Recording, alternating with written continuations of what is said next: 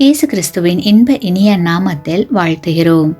இன்றைய வேத வசனம், நான் துயரப்படுகிற நாளில் உம்மை நோக்கி கூப்பிடுவேன், நீர் என்னை கேட்டருளுவீர். சங்கீதம் 86:7.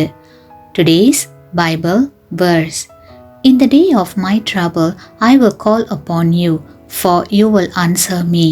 Psalms 86:7.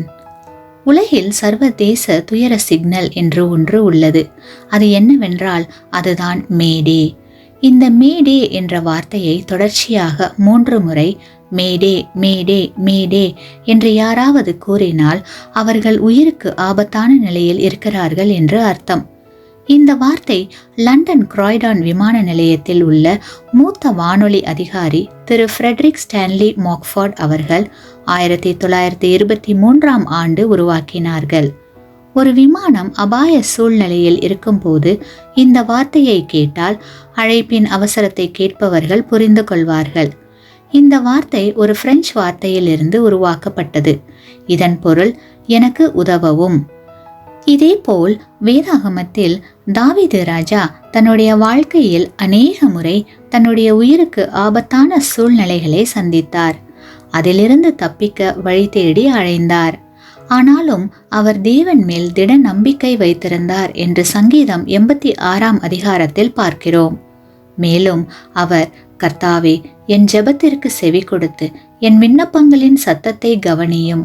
நான் துயரப்படுகிற நாளில் உம்மை நோக்கி கூப்பிடுவேன், நீர் என்னை கேட்டருளுவீர் என்று தேவனிடம் தன்னை முழுமையாக ஒப்படைத்தார். அது மட்டுமல்ல, தேவன் மேல் முழு நம்பிக்கையோடு இருந்தார்.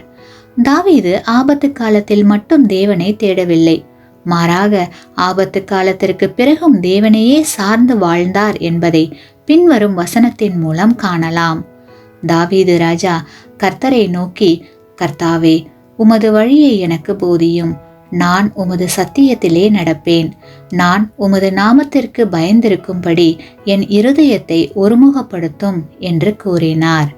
கிறிஸ்துவுக்குள் அன்பான சகோதர சகோதரிகளே, இன்று நாம் சந்திக்கும் உபத்திரவ காலம், ஆபத்தான சூழ்நிலை, வேதனையின் காலம் எல்லாம் நாம் தேவனோடு நெருங்கிய உறவை வைத்துக்கொள்ள ஒரு வழியாக அமையலாம்.